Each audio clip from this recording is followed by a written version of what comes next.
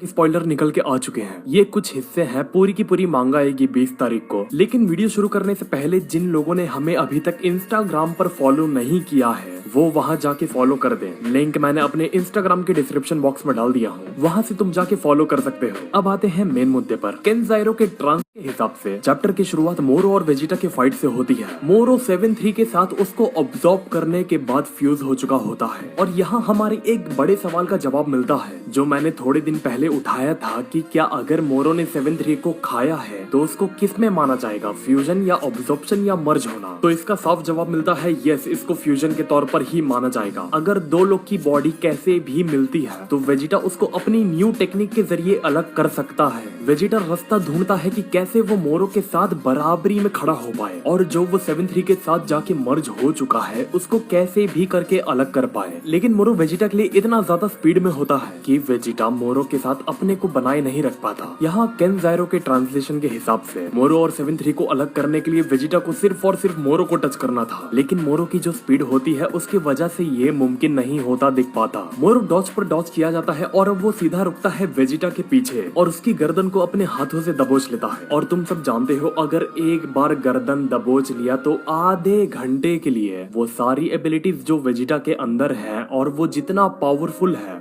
सब का सब उसके अंदर आ जाता है। अब जो वेजिटा सीख कर आया था शायद अब वो कहीं ना कहीं उसका सब किया धरा मिट्टी में मिल चुका है, क्योंकि वो सब जो उसे आता था उसको कॉपी करने के बाद उसके सामने वाला अपोनेंट भी उतना ही कैपेबल है जितना वो है। तो ये थे स्पॉइलर जो केंजाइरो ने ट्वीट किया था। लेकिन अभी रुक जाओ, अभी और भी इमेजेस तुमको दिखाना बाकी है, उसमें भी थोड़े बहुत डायलॉग्स हैं, थोड़े डिटेल है। अब आते हैं ड्रैगन बॉल के हाइप के लीक्स के ऊपर। तुम इसको जाके ट्विटर पे फॉलो कर सकते हो स्पॉइलर्स के लिए। मैं सीधा पेज को स्क्रीन पे लगा के तुम्हारे लिए ट्रांसलेट कर देता हूँ। स्पॉइलर की शुरुआत होती है पिक्कोलो से, जो सामने दिखाए गए पेज में ये कहता है कि मोरो के पास एक तो खुद की भी पावर्स हैं, ऊपर से 7-3 की भी और ऊपर से वेजिटा की भी। मोरो कहता है हाँ कुछ ऐसा ही समझ लो। अगली इमेज में गोकू कहता है ये सिर्फ एक गीदड़ की तरह है जिसको अच्छे से पता है दूसरों के दम पर खुद को कैसे बनाया जाए। उसके बाद वेजिटा मोरो के पीछे पूरा रेज में आके खड़ा हो जाता है कि लाइक बस वो अब मोरो को मारने ही जा रहा है। लेकिन मोरो उस जगह से क्लियर एस्केप कर लेता है और वेजिटा का पूरा अटैक मैं कहूंगा वेस्ट होता है। वो मोरो को छू भी नहीं पाता, उसका पंच सीधा जमीन पर लगता है। मोरो इस इमेज में कहता है कि मुझे लगता है कि हम दोनों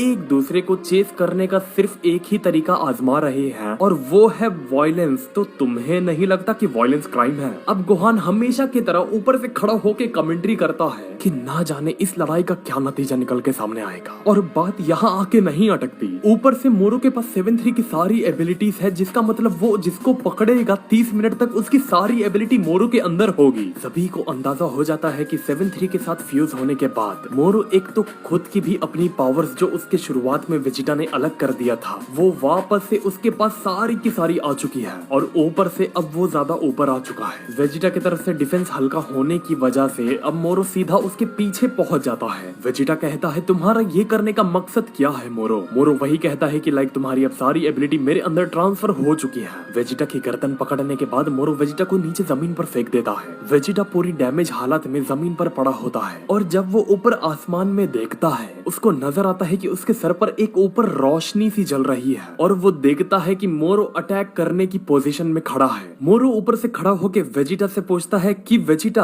अब जो तुम्हारे पास है वो सब मेरे पास भी है और ये जो मैं अभी करने जा रहा हूँ शायद इसको बिग बैंग अटैक कहते हैं ना। और मोरो वो सीधा बिग बैंग अटैक वेजिटा के ऊपर छोड़ देता है और यहाँ आके स्पॉइलर खत्म हो जाते हैं। आगे क्या हुआ 20 तारीख को ये इसकी मांगा में आ जाएगा।